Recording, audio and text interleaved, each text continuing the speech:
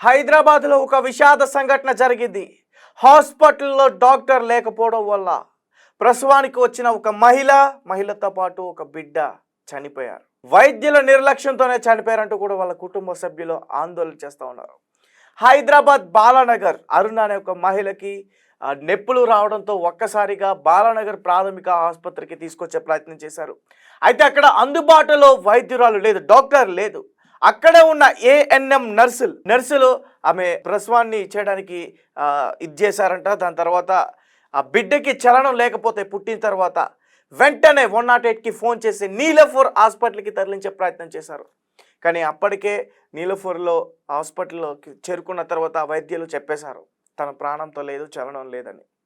తర్వాత అరుణ పరిస్థితి కూడా సరిగ్గా లేదని వెంటనే అరుణని గాంధీ ఆసుపత్రికి తీసుకెళ్లే ప్రయత్నం చేస్తుంటే మార్గం మధ్యలో అరుణ కూడా చనిపోయింది. తనకి 22 సంవత్సరాలు, బాలానగర్లో ఉంటున్నారు. సో ఈ ఘటన మొత్తం హైదరాబాద్లో చాలా కలకల రేపుతోంది. వాళ్ళ కుటుంబ సభ్యులు రోధిస్తూ ఉన్నారు. మగబిడ్డ పుట్టాడు, పురిట్లోనే చనిపోయాడంటూ కూడా చాలా బాధపడుతున్నారు. అసలు ఆ టైంలో హాస్పిటల్లో డాక్టర్ ఎందుకు లేదు? డాక్టర్ నిర్లక్ష్యం వల్లే అరుణ చనిపోయిందా? తల్లి బిడ్డ ఇద్దరు కూడా చనిపోయారా? వచ్చి రాని ఆ స్కిల్స్తో అక్కడ వాళ్ళు డెలివరీ చేసేందుకు ప్రయత్నించారు నర్సులు, ఏఎన్ఎం నర్సులు. అసలు ఏంటి ఈ పూర్తి విషయాలన్నీ కూడా మనం తెలుసుకునే ప్రయత్నం చేద్దాం. రైట్, అయితే నేను ఇంకా మీకు పూర్తిగా సమాచారం అందించేందుకు ప్రయత్నిస్తాను. మా ప్రతినిధి ఆదిత్య లైన్లో ఉన్నారు. ఆదిత్య, చెప్పండి, అసలు ఏంటి వైద్యుల నిర్లక్ష్యంతోనే ఆ మహిళ అలాగే ఆ బిడ్డ చనిపోయారా? ఏంటి అసలు ఏం జరిగింది? రైట్ తేజ, అయితే ఇది హైదరాబాద్ బాలానగర్ లో చోటు చేసుకున్న సంఘటన. తన పేరు అరుణ, తనకి 22 సంవత్సరాలు.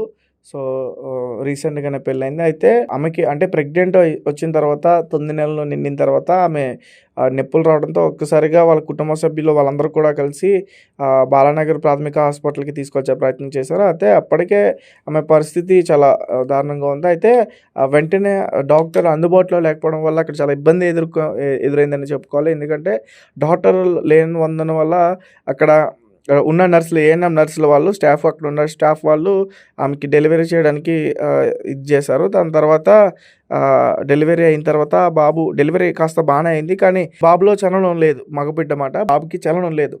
సో దాంతో వాళ్ళ కుటుంబ సభ్యులు ఒక్కసారిగా నీలఫోర్ హాస్పిటల్కి తీసుకెళ్లే ప్రయత్నం చేశారు. 108కి కాల్ చేసి నీలఫోర్ హాస్పిటల్ తీసుకెళ్ళిన తర్వాత వాళ్ళ డాక్టర్స్ చూసి అబ్బాయి చనిపోయాడంటూ కూడా చెప్పారు. దాని తర్వాత వాళ్ళ కుటుంబ సభ్యులు చాలా చాలా బాధపడి రోధించారు అక్కడ హాస్పిటల్ వద్ద.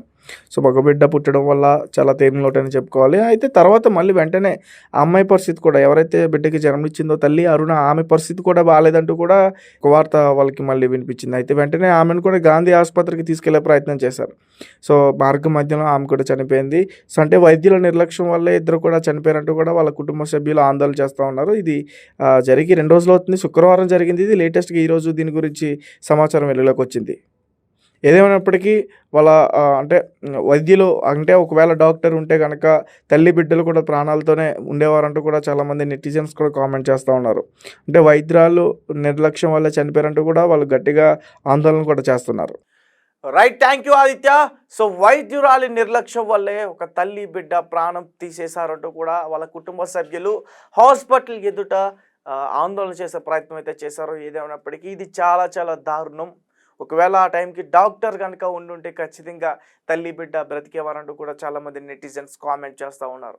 ఎందుకంటే తనకి 22 సంవత్సరాలు, వాళ్ళ కుటుంబ సభ్యులు చాలా చాలా బాధపడుతూ ఉన్నారు. జగద్గిరి గుట్ట నుంచి ఈ బాలానగర్ హాస్పిటల్కి తీసుకొచ్చే ఈ క్రమంలో చాలా ఇబ్బందులు కూడా ఎదురయ్యాయని చెప్పుకోవాలి వాళ్ళకు కూడా.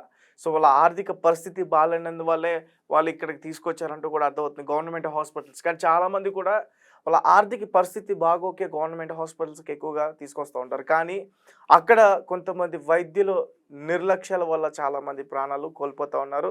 అయితే చాలామంది చెప్తా ఉన్నారు, ఒకవేళ గవర్నమెంట్ హాస్పిటల్స్లో అన్ని సదుపాయాలు ఉంటే పేదవాళ్ళకి ఎటువంటి ఇబ్బంది ఉండదంటూ కూడా చాలామంది కామెంట్ చేసే ప్రయత్నం చేస్తున్నారు.